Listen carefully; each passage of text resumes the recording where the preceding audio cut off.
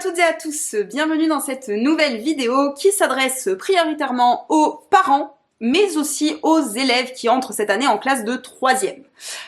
Si vous êtes dans des plus hauts niveaux, à savoir seconde, première, terminale, vous pouvez bien sûr regarder cette vidéo, je n'exclus personne, ni les personnes qui n'ont pas d'enfants et qui ne sont pas en 3e, mais voilà, si vous êtes en tout cas en 3e ou parents d'élèves de 3e, vous serez davantage concernés par la vidéo, ou sinon, vous allez avoir des informations sur comment ça se passe, voilà.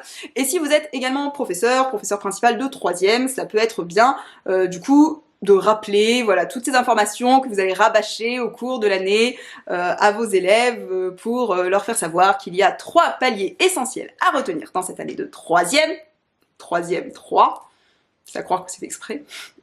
Premier palier, l'orientation. Deuxième palier, le brevet national du collège, et 3e palier, le stage d'observation, que nous n'appellerons pas donc stage, sinon mon chef va me taper sur les doigts, mais séquence d'observation en milieu professionnel, puisqu'un stage est censé être rémunéré, ce qui ne sera pas le cas pour vous, chers petits. Voilà. Donc, on va découper du coup cette vidéo en 3 parties, ce qui sera le plus simple. On va commencer par l'orientation. Donc ici, je me focalise principalement sur les 3e. Maintenant, si vous êtes en seconde, en première ou en terminale, vous allez également être confronté de toute façon à l'orientation. L'orientation qui va, en fonction du niveau où vous êtes, vous demander de choisir soit des spécialités, soit, si vous êtes en terminale, de vous confronter à cette merveilleuse plateforme qui est Parcoursup. Vous venez de me redire en commentaire, commencez Parcoursup, hein. Un jour, je ferai une interview d'élèves ayant vécu Parcoursup, voilà. Juste en mode humoristique. Non, pas vrai. Non, si, un peu peut-être. Donc, nous, au collège, nous n'utilisons pas Parcoursup, nous utilisons aussi une plateforme de l'éducation nationale qui s'appelle EduConnect, et je vous encourage vivement à être très connectés tout au long de l'année pour pouvoir bien vérifier dans les boîtes mail. En général, je pense que chaque établissement a un environnement numérique de travail propre à l'établissement. On va vous fournir tout au long de l'année des informations sur les moments les plus importants pour l'orientation. À savoir que vos enfants, je sais, sont de petits bambins qui n'ont que 14 ans et vous vous dites « mais ils sont encore si jeunes pour choisir leur orientation ». Certes, mais nous, par contre, bien qu'ils soient jeunes, on va leur demander de se positionner.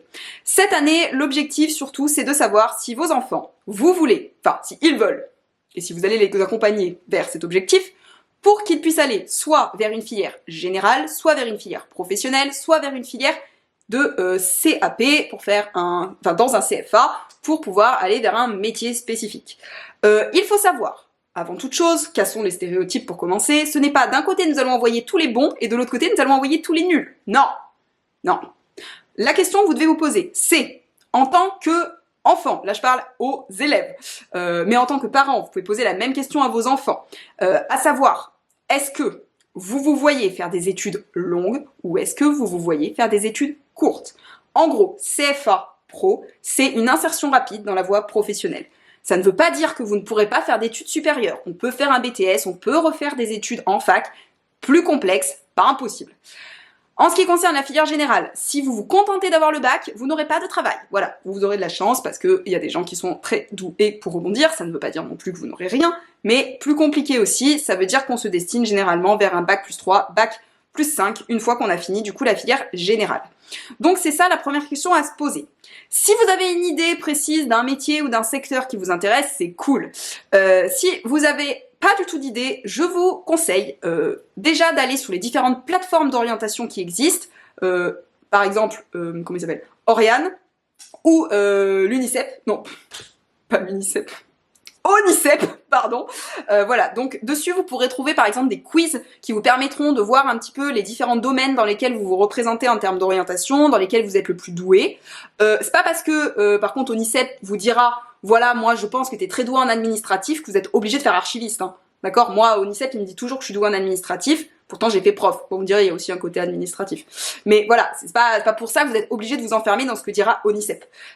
Par contre ça peut vous aider à établir votre profil professionnel. Ensuite, ce qui est bien sur ces sites, c'est qu'il y a des fiches métiers. Donc, n'hésitez pas à les parcourir, à regarder. Et moi, ce que j'ai tendance plutôt à dire à mes élèves, si vraiment ils ont zéro idée, c'est déjà commencer par vous demander tout ce que vous n'aimez pas. Voilà. C'est-à-dire que si vous ne supportez pas l'idée d'être dehors, Ben, ne faites pas un métier qui va vous nécessiter d'aller dehors. Si vous supportez pas d'être assis en permanence, peut-être qu'un métier de bureau d'informatique, c'est pas pour vous. Voilà, essayez de réfléchir déjà en termes de ce que vous détestez pour pouvoir voir ensuite ce que vous aimez. Des fois, c'est plus facile de faire comme ça. Ensuite, vous pouvez, si vraiment vous êtes complètement largué, demander à votre professeur principal ou parent d'élèves, vous pouvez demander aussi au professeur principal un rendez-vous avec la psy-EN, qui ne fera pas du coup un rendez-vous psychologique avec votre enfant, mais qui a aussi la compétence de conseillère d'orientation. Alors, vous allez me dire, oui, mais je suis passée par l'école, c'est pas on sait très bien que quand on va voir des conseillers d'orientation, on n'a peut-être pas forcément une super réponse en sortant, on sait pas toujours ce qu'on veut faire après. Je suis d'accord avec vous, mais c'est un premier pas. Voilà. Et si vraiment ça ne vous convient pas celle de l'école, il y a les CIO, les centres d'information et d'orientation, où vous pouvez y aller. Pareil, généralement, les établissements communiquent sur ces sujets. N'hésitez pas aussi au cours de l'année à aller faire les différentes portes ouvertes des différents établissements autour de chez vous pour pouvoir déjà visualiser, et parce que ça fait toujours moins peur de connaître un établissement avant d'y envoyer ses enfants. Ensuite, en ce qui va concerner l'orientation, nous, au cours de l'année de 3e, il va y avoir 2 grandes étapes. La première étape intervient généralement à la fin du 2e trimestre, ou premier semestre, si vous êtes en semestre dans l'établissement, où on va demander aux parents de se positionner, avec évidemment leurs enfants, pour savoir s'ils veulent aller soit en général, soit en pro, soit en CFA. À partir de là, le conseil de classe va, lui aussi, poser un avis très favorable, réservé, ou défavorable. Et sachez, enfants, élèves, si vous m'entendez, non, les profs ne prennent pas un malin plaisir à mettre défavorable pour casser vos rêves. Je dis ça parce que l'an dernier, une élève est venue me voir en me disant « Vous les profs, vous cassez nos rêves ». Et moi, je lui ai répondu « Alors nous, les profs, on casse pas tes rêves en fait. Nous, on est là pour t'accompagner vers un objectif. Par contre, si ton rêve, c'est d'être spationaute, mais que tu n'as que 2 de moyenne en physique-chimie, que tu es nul en mathématiques et que tu as peur des fusées, effectivement, je vais te conseiller de changer ton orientation. Parce qu'à un moment donné, si ton rêve c'est de faire ça, il faut le corréler avec un objectif et avec des résultats. Moi, je suis désolée, mais les plateformes d'orientation, elles vont trier par rapport aux résultats. Et elles vont pas avoir vu écrit dessus, bah ouais, mais a toujours rêvé d'être spationaute. Donc, à un moment, quand on dit à un élève défavorable pour aller en seconde générale, on ne fait pas ça pour lui casser ses rêves. On ne fait pas ça pour dire aux parents, écoutez, vraiment, nous on pense que votre enfant il est nul et que du coup il devrait aller en pro. Non. Et on le dit vraiment pas parce que envoyer votre enfant en général, ce n'est pas un cadeau. J'insiste. Et là, je vais avoir... Là, ça va être très pessimiste ce que je vais raconter, mais aujourd'hui, il n'y a plus de place en filière professionnelle. Aujourd'hui, on demande aux enseignants d'envoyer en majorité les élèves en général, en se disant, on les met en seconde générale et technologique, et ensuite, s'ils n'ont pas le niveau pour aller dans les filières générales avec les différentes spécialités généralistes, ils iront vers un bac technologique, ST2S, ST2I, ST2A, STMG. Donc ces filières-là, qui parfois, pas toutes, mais certaines peuvent se retrouver saturées et avec des élèves qui ne savent pas ce qu'ils font là, qui ne voulaient pas faire ça, mais qui en fait sont ici parce qu'on ne savait pas où les mettre, qui soit foutent le bordel, soit sont totalement en décrochage scolaire parce qu'ils sont largués. Voilà, donc nous, quand on dit votre enfant ne doit pas aller en seconde générale, alors bien sûr, on sait, il y a des élèves, ils vont à partir de 15-16 ans, poum, révélation, ok, ils arrivent à rebondir, et hop, d'un coup, ils se réveillent parce que c'était juste des ados flemmards jusqu'à présent. Et je dis pas ça de manière négative. Je connais les adolescents, je les vois, ils dorment. Voilà, je sais, ça arrive, c'est l'adolescent, qui soit pas passionné par le collège, c'est normal. Par contre, disons que un élève qui a entre 8 et 12, qui a un sursaut de réveil, en seconde, en première, ça arrive. Un élève qui a 3, qui a un sursaut de réveil en première, le problème c'est qu'un élève qui a 3, souvent il a accumulé beaucoup de retard. Et ces élèves-là, aujourd'hui, on a un problème. C'est qu'ils n'ont pas le niveau pour aller en pro, ils n'ont pas fait de recherche souvent pour pouvoir aller dans les CAP ou les CFA, ils n'ont pas d'idée de métier. Du coup, ces élèves-là, comme on ne peut pas les faire redoubler parce que nous n'avons pas de place en 3e et que ce n'est pas la solution, on les envoie en général. Vous faites le lien? En fait, on ne sait pas où mettre ces élèves dont on n'a pas de solution. Et donc la solution, quand il n'y a pas de solution, c'est de les envoyer en filière générale où on sature les filières générales. Donc pour éviter qu'on en arrive à cela, il est recommandé, du coup, de faire très rapidement des démarches liées à l'orientation et de réfléchir sur son orientation. Donc si on veut aller en général, le lycée de secteur, c'est celui qui va être automatiquement privilégié pour votre enfant. Si vous voulez aller sur des filières plus spécifiques, art, musique, ce genre de choses, à ce moment-là, il va falloir faire des dossiers de candidature et des dérogations pour aller dans d'autres établissements. Dans ce cas-là, surtout si vous voulez ensuite accéder à des premières et des terminales avec une option particulière, misez directement sur la seconde. Voilà, ça veut par contre pas dire malheureusement que vous serez prioritaire parce qu'on va prioriser ceux qui sont sur le secteur. Voilà. Nous, on a des élèves excellents qui ont été refusés dans des établissements parce que c'était pas leur secteur. Voilà, c'est la triste loi du marché qui fait que les filières sont saturées. Du marché, oui, je dis de marché, hein. Je fais exprès d'employer ce mot-là parce qu'aujourd'hui, on a un peu l'impression qu'on parle de commerce quand on parle d'école, ce qui est un peu déplorable parce que ça devrait pas du tout être le cas. Voilà, mais bon, là, on part sur un problème plus large, hein. On manque de profs et on manque de structures. Donc, venez, l'éducation nationale recrute. Bref, et... restons logiques. Si par contre votre enfant veut faire une voie professionnelle, nous on lui demande pas forcément de choisir directement le métier. S'il a une idée de métier, c'est trop cool. S'il en a pas, c'est pas grave. Ce qu'on va demander par contre, si c'est une voie pro, c'est d'aller vers un secteur d'activité. Vente, commerce, métier de la relation client, sciences du numérique par exemple, environnement numérique je crois. Bon, je sais plus comment c'est. SN, sciences, numérique. Environnement numérique. Bon, je ne sais plus. L'ancienne de Mélec, si certains voient de quoi je parle. Là, c'est pareil. Ça veut dire que si vous voulez ces filières-là, il faut savoir que il y a très peu de place. Donc quand on dit c'est tous ceux qui n'ont pas un bon niveau qui va aller en pro, mais c'est faux en fait. C'est faux parce que pour pouvoir aller en pro, il faut avoir un très bon dossier. Puisque comme il y a plein de personnes qui postulent sur la même filière, en fait, on va choisir aux fonction des résultats. Ou, en tout cas, on va regarder par exemple aussi les commentaires de comportement. Donc on fait attention quand on veut aller en pro, il faut avoir un bon dossier. Et le pro n'est pas sectorisé, ce qui veut dire que il faut faire très attention à demander plusieurs établissements pour pouvoir être sûr d'en obtenir un. Voilà. Si vous voulez plutôt aller sur un CFA pour faire un CAP, à ce moment-là, il faut avoir une idée de métier précis. Esthétique, plombier, menuiserie, mécanique, coiffeur, enfin voilà par exemple.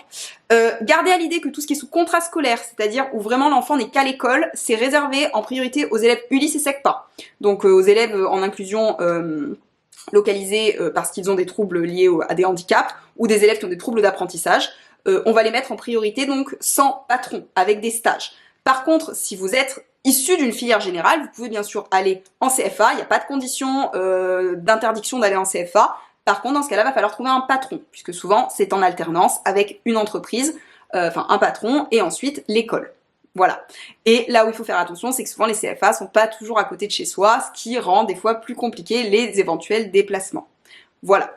Donc, en fonction des écoles sur lesquelles vous voulez postuler, en fonction de ce que vous voulez faire en fait après, va falloir s'y prendre le plus tôt possible pour faire vos recherches et tout ça. Il faut aussi que vous restiez, je vous disais, très alerte sur les mails que vous allez recevoir au cours de l'année qui vont vous dire quand vous devez remplir les documents sur les plateformes. Et pitié, n'attendez pas le dernier moment parce que nous, professeurs principal, quand on nous appelle la veille pour nous dire « mais vous comprenez, ça marche pas !» Et oui, mais si vous vous connectez tous la veille, c'est saturé en fait.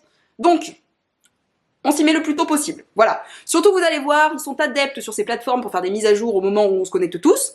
Voilà. Donc, des fois, il va falloir vous y reconnecter plusieurs fois, et des fois, vous vous connectez, vous enregistrez, mais ça ne s'est pas enregistré. Donc vraiment, prenez-vous-y à l'avance. C'est important, conseil d'amis. Et si vous avez perdu votre mot de passe, vous envoyez un message au principal adjoint ou à l'établissement, et si l'établissement, normalement, vous le donnera, mais si vraiment ils veulent séquestrer votre mot de passe, c'est un site du gouvernement, il est relié à tous les sites du gouvernement. Moi, généralement, aux parents au téléphone, je leur dis, vous connaissez votre code des impôts? C'est le même que les impôts. Souvent, en général, on retrouve, parce que les impôts, on le connaît. Voilà. Donc, ça, c'était pour ce qui concernait l'orientation. Maintenant, du coup, on va passer à la partie qui concerne le DNB, donc le diplôme national du brevet. C'est donc un diplôme qui, pour beaucoup de personnes vont dire « mais ça ne sert à rien, sur un CV, ça ne sert à rien ». Oui, non, sur un CV, on est d'accord qu'une fois que vous avez le bac, vous ne mettez pas le brevet. Maintenant, faut pas oublier une chose. Première chose, c'est le premier diplôme que passeront vos enfants. Deuxième chose, même si il n'est pas conditionné d'avoir le brevet pour passer au lycée. Ça faisait partie de la réforme qu'ils voulaient mettre en place, d'obliger à avoir le brevet pour passer au lycée. Bon, ils sont revenus dessus parce que je pense qu'ils ont bien vu que le problème c'est qu'on peut pas faire redoubler tous les enfants, on n'a pas de place dans les écoles. Voilà, maintenant, bon, déjà il y a une gratification personnelle, ensuite c'est votre premier examen et votre premier diplôme. Certaines personnes aussi n'auront que ce diplôme, Donc mine de rien, si, ça peut être utile sur un CV. Et faut pas oublier aussi une chose, c'est que certes, on peut passer au lycée sans le brevet. Ok, mais voulez-vous vraiment passer au lycée sans le brevet en fait? Enfin, c'est quoi le plaisir en fait? Enfin, le plaisir. Disons que quelle est la gratification de se dire ouais moi trop bien en fait, je suis le seul de ma classe qui a pas le diplôme. Ouhou. Enfin vraiment je comprends pas où est le côté c'est trop fun. Donc on fait en sorte de travailler de toute façon toute l'année pour l'orientation, pour ses résultats, mais on a cet examen, ce challenge aussi à la fin de l'année qui conditionne aussi un niveau, qui va vous donner votre niveau en troisième. Si on n'est pas dans la mesure, enfin capable d'avoir le brevet, ça pose question en fait sur effectivement sa place ensuite dans une filière générale. Voilà. Si par contre on n'a vraiment pas le niveau pour avoir le brevet, il existe un autre diplôme qui s'appelle le CFG, c'est le certificat de formation générale qu'on fait passer notamment aux élèves de SECPA, aux élèves Ulysse ou aux élèves dont on pense qu'ils n'auront pas le niveau pour avoir le brevet. Des fois on leur fait passer, d'ailleurs généralement on leur fait passer les deux, brevet et CFG, et ça leur permet au moins d'être sûr qu'on part avec un diplôme. Le CFG c'est juste une épreuve orale à la fin de l'année, c'est une épreuve orale à la fin de l'année, ça permet de valider le cycle 3, le brevet valide le cycle 4. En tout cas, en ce qui concerne du coup le brevet, ce qu'il faut bien comprendre, c'est que au brevet, alors je crois qu'ils n'ont pas changé, parce qu'ils voulaient changer, mais normalement ils n'ont pas changé, c'est toujours sur 800 points, avec, je crois qu'ils étaient partis un moment sur faire du 60-40, enfin bon bref, moi je vous donne les informations que j'ai là actuellement, le jour J, pas dans 3 jours quand ils auront changé d'avis. Donc pour le moment on est sur du 400 points, avec 400 points qui sont en contrôle continu, c'est-à-dire que toute l'année vos enfants vont engranger en fait des points. Alors, engranger des points. Comment vont-ils engranger des points? Ces points se basent sur les différentes compétences que vous allez avoir, c'est-à-dire les langages des arts et du corps, le fait de s'exprimer en français, le fait d'avoir de la méthodologie, la formation citoyenne. Ça peut paraître très flou dit comme ça, mais en gros, ces thématiques sont conditionnées à des niveaux. Insuffisant, fragile, maîtrise satisfaisante et très bonne maîtrise. Et à partir de là, les enseignants à la fin de l'année se réunissent en équipe pédagogique et vont dire, on va dire soit c'est maîtrise temps, et chaque fois qu'on va valider une maîtrise, en fait, ça va donner un nombre de points. Voilà. Évidemment, pour faire ça, on ne fait pas de manière arbitraire, genre, ah, toi, ta tête, tiens, ça me revient pas, je vais pas mettre ce point-là, toi, oui, toi. Non. On fait ça en se basant sur l'élève, sur ses résultats et sur son attitude sur l'année. Voilà. Ça permet d'avoir les 400 premiers points. Généralement, c'est plutôt des bons points parce qu'on arrondit toujours au point supérieur quand vraiment on a des doutes entre nous. Et ensuite, il y a 400 autres points qui sont le contrôle terminal. Donc à ce moment-là, ce sont les examens. Ces examens, il y a déjà 100 premiers points qui concernent l'épreuve orale du brevet. L'épreuve orale du brevet, la plupart du temps, alors, à voir avec votre établissement, ne vous basez pas simplement sur ce que moi j'ai dit. Moi, je fais à partir de mes connaissances dans mon établissement scolaire. Tous les établissements n'appliquent pas exactement les mêmes modalités que chez moi. Voilà. L'épreuve orale, l'idée c'est qu'on évalue les compétences orales de votre enfant sur 50 points et ce qu'il raconte, ou elle raconte, sur 50 autres points. Dans cette épreuve orale, généralement on demande à l'élève soit de présenter ce qu'il a fait au sein d'un parcours citoyen, santé, artistique et culturel ou avenir. Avenir, ça va être présenter son parcours d'avenir. Vous pouvez reparler du stage dedans à ce moment-là, mais également ce qu'il compte faire, comment il compte l'obtenir. Le métier, par exemple, qu'il veut faire. Parcours artistique et culturel, ce sont souvent pour des élèves qui ont suivi des options particulières, telles que théâtre ou CHAM. Les classes CHAM, c'est les classes qui sont à horaire aménagé musique en partenariat avec le conservatoire, ou je sais pas, classe danse, par exemple. Ensuite, vous avez les parcours qui sont citoyens, ça veut dire est-ce que l'enfant a fait quelque chose d'engagé au sein de l'établissement scolaire. Il peut avoir été ambassadeur anti-harcèlement, éco-délégué, membre du CVC pendant plusieurs années. Il peut aussi avoir fait partie d'une classe défense et mémoire. Voilà, donc qu'est-ce qu'il a fait en tant qu'action citoyenne? Ça peut être aussi des visites de lieux commémoratifs, des participations à des cérémonies commémoratives. Et le parcours santé, ce sont généralement des enfants qui présentent quelque chose en lien avec la santé. On a des élèves par exemple qui sont jeunes sapeurs-pompiers qui peuvent le présenter. On a des élèves qui sont très intéressés par les filières médicales, qui vont mixer santé et avenir, enfin voilà. Donc ça peut être ça. Ou ça peut être, même si je crois que ça n'existe plus maintenant dans les termes, mais en tout cas, nous, on l'appliquait encore, ce qu'on appelle les EPI, enseignement pratique interdisciplinaire. C'est en gros des projets qui sont faits au sein d'une même classe à partir de plusieurs disciplines. Par exemple, concevoir un carnet autobiographique en mélangeant français, histoire, enfin voilà. Ça peut être ce genre de choses-là. Moi, par exemple, cette année, avec la classe défense et mémoire que j'ai, on va faire un projet autour donc justement de la mémoire et notamment de la résistance. Bon, bah voilà, les enfants pourront présenter soit le pays, soit le parcours citoyen, par exemple. Une année, on avait fait tout ce qui était témoignage avec mon collègue de français, et les enfants, ils avaient rédigé... Qu'est-ce qu'ils avaient fait? Ah oui, ils avaient fait soit un podcast, soit une vidéo, soit un article qui pouvait du coup amener le jour de la présentation, parce que c'est toujours bien d'avoir un support aussi à montrer aux membres du jury ce jour-là. Donc voilà, ça c'est ce qui concerne l'oral. Généralement, il est organisé à peu près un mois avant le brevet. Et ensuite, vous avez les dates officielles du coup des examens finaux qui se tiennent généralement soit fin juin, soit début juillet. Je crois que cette année c'est 28 ou 29. Bon, fin juin. Et là, vous avez généralement le premier jour, c'est français mathématiques. 100 points, 100 points. Matin français avec l'épreuve du coup qui est sur analyse de texte, dictée, réécriture et rédaction et mathématiques. Me demandez pas le déroulé des maths, par contre ça va être complexe pour moi. Et le lendemain c'est l'épreuve d'histoire géo avec une première partie d'analyse documentaire, soit en histoire, soit en géo. Une deuxième partie avec le développement construit qui ne s'appelle plus comme ça, qui s'appelle maintenant l'écrit long, et soit une frise chronologique, soit une carte, puis un document de MC avec un petit discours argumentatif à faire. Et enfin l'épreuve de sciences qui peut être, qui est sur 2 disciplines, donc soit techno, SVT ou physique chimie. Et ça, je crois que c'est à peu près un mois avant justement le brevet que vous savez si, en gros, quelles seront les 2 disciplines qui tomberont. Et pas le sujet. Je répète souvent ça à mes élèves. Pas le sujet, on vous donne pas le sujet en avance. Voilà, non. Et oui, il faut tout réviser. Enfin voilà, bien sûr. Bien sûr. Et d'ailleurs, justement, en parlant de révision, le brevet, c'est demain. Voilà, oui, je sais, cette vidéo ne sort pas en juin. Mais le brevet, c'est demain. Les élèves pensent toujours qu'ils ont le temps. Voilà, bon, je sais, un ado n'a pas la même conception du temps qu'un adulte, mais en fait, vous n'avez pas le temps. Non, désolé. Désolé, le temps, ça file très vite. Donc non, vous n'avez pas le temps. Vous commencez tout de suite, en fait. Alors, pas à réviser béatement tous les soirs avec votre cahier d'histoire géo comme si c'était un livre de chevet. Je suis pas utopiste à ce point-là. Par contre, vous faites le plus rapidement possible des fiches de révision, ce qui fait que quand vous arrivez à la fin, au mois de juin, au moment des révisions, vous n'avez pas un cahier comme ça en fait à apprendre. Vous avez des petites fiches, genre des fiches Bristol de révision.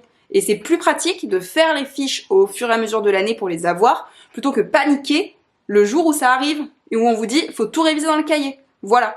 Et on fait pas de pari sur ouais mais c'est tel sujet qui est tombé l'an dernier, du coup forcément il tombera cette année. Non. Non. Et nous, les profs, on sait pas. Ça sert à rien, en fait, d'essayer de nous vendre des bonbons ou de nous acheter avec des bonbons. Non. Déjà, non. On ne corrompt pas un enseignant. Et ensuite, on ne sait pas. Enfin, vraiment, on ne sait pas. Voilà. Donc, ça ne sert à rien de penser. Et arrêtez avec les stats. Vraiment, je veux dire, on a tous fait ça. Ça ne sert à rien. Ça ne marche jamais. Quand vous tombez sur le bon sujet, c'est du hasard. C'est pas que vous êtes un génie. Oh non, il y a mon père qui m'appelle. Et enfin, du coup, le dernier point qui nous concerne ici, c'est tout ce qui concerne la séquence d'observation en milieu professionnel, que je vulgarise souvent sous le nom de stage, mais qu'il ne faut pas appeler comme ça parce que les enfants ne sont pas rémunérés. Donc comme je dis souvent à mes petits bambins de 3e, c'est souvent leur première expérience professionnelle, et c'est souvent celle qu'on est très fier d'afficher du coup dans son CV. Voilà, donc souvent c'est pas l'expérience la plus palpitante de sa vie, on sait très bien que c'est une séquence d'observation, c'est pas là où l'élève est le plus actif et où il fait beaucoup de choses. C'est sûr que c'est bien quand les tuteurs de stage leur font faire des choses parce que ça les occupe, mais voilà, l'idée c'est que ce soit vraiment une séquence d'observation, qui se rendent compte de ce que sont des horaires dans un milieu professionnel, qu'ils se rendent compte de ce qu'est la vie professionnelle tout simplement, et qu'ils fassent voilà une première expérience du monde pro. Là c'est pareil, je dis souvent à mes élèves, vous faites attention à vous y prendre tôt, voilà, et chaque année évidemment il en reste toujours une dizaine qui n'ont pas leur stage une semaine avant. Voire 3 heures avant. Mais bon, donc pour éviter du coup de rendre dingue votre professeur principal, qui soit là à s'arracher les cheveux la veille du stage en étant plus inquiet que vous n'ayez pas de stage, vous essayez de faire en sorte de le faire tôt. Vous, parents, bien sûr, vous êtes là pour accompagner votre enfant, donc si vous pouvez l'amener d'un point A à un point B, si jamais il doit distribuer des CV, des lettres de motivation, évidemment c'est très bien. Mais c'est bien que l'enfant fasse la démarche lui-même. Donc on sait qu'il y a beaucoup d'enfants qui font leur stage dans l'entreprise de leurs parents pour une question de facilité. Maintenant, c'est vrai que prioritairement, nous on conseille aux élèves de faire un stage dans un secteur d'activité qui les intéresse. C'est toujours mieux. Voilà. Après, il n'y a pas d'obligation, enfin je vais pas aller vérifier si c'est vraiment le secteur des secteurs qui les intéressent, mais l'idée c'est quand même que ça puisse aussi les aider éventuellement vis-à-vis de l'orientation. Après, si ce n'est pas possible, ne serait-ce que pour des questions logistiques, de déplacement, parce que le métier qu'il veut faire, j'en sais rien, moi, c'est œnologue et il n'y a pas de vigne, il fera peut-être pas un stage dans un vignoble, voilà. Mais voilà, l'idée c'est au moins de trouver un secteur qui pourrait l'intéresser, et si ce n'est pas le cas, ça ne veut pas dire que vous ne pouvez pas l'emmener dans votre entreprise, mais voilà, en tout cas de faire en sorte que l'enfant, j'arrête d'appeler l'enfant, les élèves, puissent être occupés, puissent découvrir le monde du travail, puissent avoir un aperçu du coup de ce que c'est. Ensuite, cette séquence du coup d'observation, vous allez généralement avoir le professeur principal qui vous donne une convention de stage. Cette convention de stage, il faut la faire signer par le tuteur ou la tutrice, la ramener au collège pour que là où le professeur principal le signe également, et l'emmène à l'administration. Vous n'oubliez pas au passage de le signer vous aussi et de le faire signer par votre enfant. Voilà, ça c'est l'assurance comme quoi votre enfant sera bien couvert le moment où il fera son stage. Voilà. Ça veut pas dire que vous ne pouvez pas faire de stage hors cette période de stage dans l'année. Ça veut dire que sur cette période qui a été planifiée par l'établissement, votre enfant n'aura pas cours en même temps. Si jamais vous voulez faire d'autres stages dans l'année, c'est pareil, il faut toujours une convention, mais par contre, il y aura cours en même temps. Donc ce seront potentiellement des cours à rattraper. Cette séquence d'observation professionnelle, moi, généralement, avant d'envoyer les élèves chercher leur stage, je leur demande aussi de me rédiger une lettre de motivation. Alors, il y a beaucoup d'élèves qui me disent « Bah ouais, mais bon, je l'ai déjà fait, pourquoi je vous la rendrai ?» Parce que c'est un exercice. Parce que t'es obligé.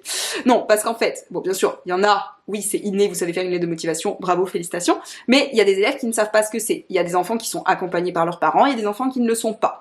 En troisième, on ne demande pas un CV, il n'y aurait pas grand chose à mettre, à part éventuellement babysitting, mais voilà, on ne demande pas un CV. Par contre, on va demander une lettre de motivation. Moi, souvent, du coup, je leur donne un modèle type que j'ai fait.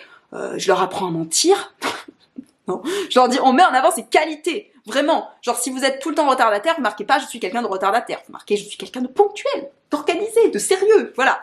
Donc voilà, je leur apprends un petit peu à faire ça. Et ensuite, moi, je mets une petite note en vie de classe. Ce n'est pas le cas de tout le monde, il n'y a pas d'obligation, nous ne sommes pas obligés. Mais voilà, moi, je trouve que c'est motivant pour les enfants. Et généralement, c'est bien, même si ça n'est pas demandé par le tuteur ou la tutrice, de donner, du coup, cette lettre, parce que ça a un rapport professionnel. Et c'est l'occasion surtout pour que j'explique aux élèves que oui, les fautes d'orthographe comptent. Elles comptent pourquoi? Elles comptent parce que dans une entreprise, à un moment donné, désolé, mais en fait, si votre lettre est bourrée de fautes d'orthographe, surtout pour un si court texte, ça envoie une très mauvaise image. Voilà. Moi, ils ont accès à l'ordinateur, ils me la rendent parce qu'ils la terminent chez eux, donc en vrai, ils ont le temps de la faire relire. Et de toute façon, dans la vie de tous les jours, je vous conseille, si vous êtes adulte et que vous faites une lettre de motivation, de la faire relire. Voilà. On ne sait jamais. Moi, je suis la première, je suis pas infaillible, je fais des fautes. Donc à un moment, c'est bien de la faire relire par un tiers. Surtout quand on a la tête dans quelque chose, on ne se rend pas compte. Voilà. Donc lettre de motivation, recherche de stage, signature. Quand la période de stage arrive, généralement, on vous donne une petite grille aussi d'évaluation qui sera à remplir à la fin du stage par le tuteur ou la tutrice et qui sera ramenée au professeur principal souvent pour signature contre signature, ce qui nous permet de voir du coup si le stage s'est globalement bien passé, du point de vue du tuteur et du point de vue de l'élève. Ensuite, attention, c'est le point, cela dépend de l'établissement. Donc vraiment, faites attention en fonction de votre établissement. D'accord? Certains établissements demandent un rapport de stage écrit. Certains établissements demandent un oral de stage, ne donnant pas lieu à un rapport de stage écrit. Chez moi, on fait un oral de stage. Mes élèves présentent pendant 5 minutes ce qu'ils ont fait, l'entreprise où ils étaient, une journée type, ce qu'ils ont apprécié, ce qu'ils n'ont pas apprécié. Ensuite, ils ont 10 minutes de questions-réponses.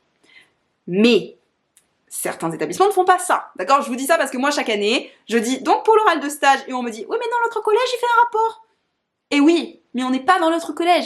Donc moi je ne sais pas ce que votre enfant, il lui a été demandé dans son collège. Donc moi je vous dis par rapport au mien, mais voilà, faites attention en fonction des modalités parce que ça peut changer. On nous demande en fait d'évaluer cette séquence d'observation. Il n'y a pas d'obligation que ce soit un écrit ou un oral. Nous on a choisi un oral chez moi, mais ça ne veut pas pour autant dire qu'il n'y a pas d'autre endroit où c'est un écrit. Voilà. Dans tous les cas, de toute façon, ça n'empêche pas que l'enfant prenne des notes pendant la séquence, parce que quand c'est un oral, souvent ça se base quand même sur un écrit. Hein. Donc voilà, n'hésitez pas à lui dire de prendre des notes sur cette séquence, ou des photos aussi, enfin, des photos, parce que c'est toujours bien d'avoir des images, et nous, membres du jury, dites-vous bien que quand c'est un peu imagé, c'est un peu plus vivant aussi. Donc voilà. Après, les élèves peuvent très bien faire un diaporama aussi, je pense que personne ne dira non. On note pas, enfin moi je sais qu'on note pas le diaporama parce qu'on note l'oral, mais c'est vrai que c'est toujours un peu plus vivant et captivant quand il y a des images à regarder. Voilà, on est comme les enfants, hein, nous les membres du jury. Et c'est pas une question pour un champion, quand on pose des questions sur l'oral, on pose vraiment des questions sur ce qu'ils ont fait. Hein. Donc no stress, hein, normalement c'est pas si compliqué. Voilà. Donc ça, ce sont vraiment les points essentiels de votre année de 3e, c'est 3 points importants et majeurs, et voilà, donc il n'y aura pas que ça évidemment dans l'année de 3e pour vos enfants, ou pour vous élèves si vous y êtes, mais c'est vraiment les points cruciaux, et c'est vraiment l'année où on attend forcément des élèves qui le travaillent davantage que ce qu'ils ont travaillé les années précédentes. J'ai une élève hier qui m'a dit « c'était plus facile l'an dernier ». Je dis « ah, tu crois ?» Elle était là. Ouais, c'est peut-être un peu normal. Oui, plus tu vas monter en niveau, plus ça va être complexe, forcément. Donc voilà, donc on leur montre aussi qu'ils ont de plus en plus de travail à faire. Oui, ça se complexifie dans les exercices demandés, dans les attentes demandées, dans la quantité de travail aussi, donc ça apprend une autre forme d'organisation. Donc vous, en tant que parent, si vous êtes parent du coup d'un enfant de 3e, votre rôle c'est d'essayer de l'accompagner, pas de tout faire à sa place non plus, mais en tout cas d'essayer de l'apporter, de l'aider dans cette autonomisation qui pourra... Autonomisation, ça existe ? Lui apporter l'autonomie. Voilà, mais c'est pas non plus... Il a 14 ans, donc c'est normal qu'il ne sache pas, ou elle ne sache pas se débrouiller toute seule encore, qu'elle a encore besoin de ses parents, de ses papas et sa maman, ou de sa maman et sa maman et son papa et son papa, voilà. Mais en même temps, il faut aussi montrer à l'élève que c'est aussi à lui de prendre son avenir en main, ou à elle. Voilà, et que c'est pas vous qui allez tout faire à sa place. Et de la même manière... ne restez pas buté borné sur l'idée de votre enfant doit absolument faire une seconde générale, si vraiment c'est pas ce qu'il veut faire. Même si un enfant, moi j'entends hein, des fois chaque année, il y a toujours un enfant qui veut aller en pro alors qu'il a 18 de moyenne, et on lui dit enfin pourquoi tu te gâches? Non, non, je suis désolée, si votre grand rêve c'est d'être pâtissier, même si vous êtes très bon à l'école, vous avez le droit de faire pâtissier. Voilà. Bon, par contre ce sera plus compliqué si vous êtes pas très doué à l'école de vouloir faire spationaute, on a compris, mais... Voilà. Et dites-vous qu'un enfant qui a la capacité de... Enfin, qui a 18 de moyenne, qui veut faire pâtissier, dans le pire des cas, si un jour il veut reprendre des études, il pourra. Voilà. Donc, surtout qu'on est... Enfin, aujourd'hui, dans le monde actuel, on fait pas le même métier toute sa vie. Enfin, il y en a qui le font, mais de moins en moins. Donc voilà. Et là, l'idée, c'est vraiment d'essayer de l'accompagner au mieux. Donc après, je sais qu'effectivement, certains vont dire, quand on fait un bac général, on pourra toujours faire pâtissier derrière après. Oui, je sais aussi. Mais voilà, essayez d'être à l'écoute de votre enfant et à l'écoute de ce qu'il ou elle veut faire. Et à l'inverse, si vous êtes élève et que vous êtes totalement largué, n'hésitez pas à en parler à votre professeur principal, avec vos camarades de classe, n'hésitez pas à aller sur les sites de l'ONICEP, d'Oriane, d'aller dans les CIO, de vous renseigner en fait. N'attendez pas que ça vous tombe dessus et ne vous réveillez pas un matin comme un élève est venu me voir l'an dernier en me disant « Madame, est-ce qu'on peut négocier ?» Parce que vous comprenez, j'ai que 3 de moyenne et je veux aller en général. Et je lui ai dit, tu veux négocier maintenant au mois de mai? Alors déjà, tu veux négocier quoi avec moi? Enfin, que je trafique tes notes? Je te rendrai pas service et je ne peux pas le faire. Donc non, en fait, la vie, les choses n'arriveront pas tout seul. Et à partir de la 3e, c'est ce moment où on demande aux élèves de prendre conscience, même si je sais qu'ils sont encore jeunes, que oui, en fait, il va falloir faire des efforts. Et je sais c'est compliqué quand on est un ado et que les efforts, c'est un concept qui est là, genre, flemme des efforts. Ouais, flemme des efforts, sauf que si tu fais pas tes efforts maintenant, en fait, tu risques potentiellement de gâcher ton avenir demain. C'est ultra pessimiste ce que je viens de dire. C'est très défaitiste. Mais voilà. Et l'année passe vite. Je sais. Je viens vieille en disant ça. Bref. Sur ce, n'hésitez pas à poser des questions en commentaire ou à me dire aussi comment ça s'est passé pour vous, votre année de 3e ou parents. Si vous avez des questions, n'hésitez pas non plus. Et je vous dis à très bientôt pour de nouvelles vidéos. Et on n'oublie pas de s'abonner aussi, au passage. Ping ping. À bientôt.